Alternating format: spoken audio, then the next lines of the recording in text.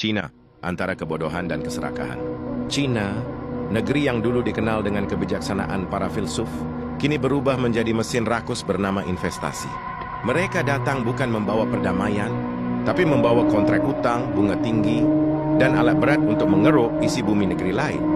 Di atas kertas mereka menyebutnya kerjasama ekonomi. Tapi di lapangan, itu adalah bentuk penjajahan baru, kolonialisme modern yang tak lagi pakai senjata, melainkan angka dan tanda tangan pejabat yang haus proyek. Lihatlah Indonesia, negeri kaya raya ini kini jadi pasar empuk. Sumber daya alam dijadikan jaminan, tambang dikeruk tanpa kendali. Bauksit, nikel, batu bara, dan air keruh jadi saksi bisu bahwa bumi Nusantara sedang dikerat sedikit demi sedikit, dikirim ke pabrik-pabrik China yang terus menelan hasil bumi kita tanpa rasa kenyang. Dan puncak kebodohan itu bernama kereta cepat Jakarta-Bandung. Proyek yang digembar-gemborkan sebagai simbol kemajuan, ternyata justru menjadi beban rakyat. Dari biaya awal yang katanya 60 triliun, membengkak hingga lebih dari 100 triliun. Dana APBN akhirnya disuntikkan, padahal dulu pemerintah berjanji tak akan sepeser pun memakai uang rakyat. Kini, janji itu berubah jadi utang yang akan diwariskan pada generasi berikutnya. Kereta cepat yang katanya untuk rakyat, nyatanya hanya dinikmati segelintir orang. Tiketnya mahal, rutenya pendek, dan keuntungannya belum jelas.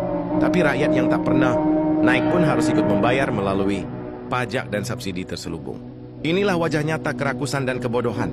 Di senam pejabat berbangga dengan proyek Mercusuar, sementara rakyat menanggung utang yang tak pernah mereka minta.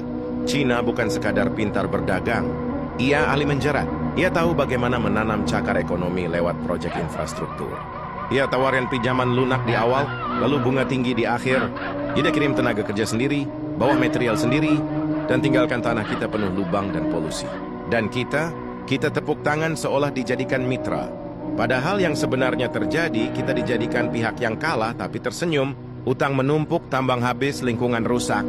Itu bukan kemajuan, itu kehancuran yang dibungkus megah. Ketika bangsa ini kehilangan kedaulatan ekonominya, jangan lagi salahkan siapapun.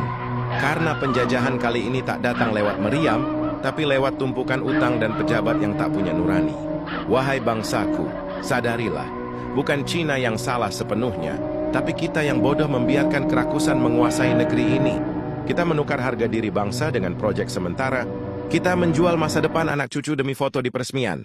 Dan saat tambang habis, tanah tandus, dan utang menjerat, barulah kita tahu bahwa yang kita sebut investasi ternyata adalah penjajahan modern dalam wujud uang dan beton.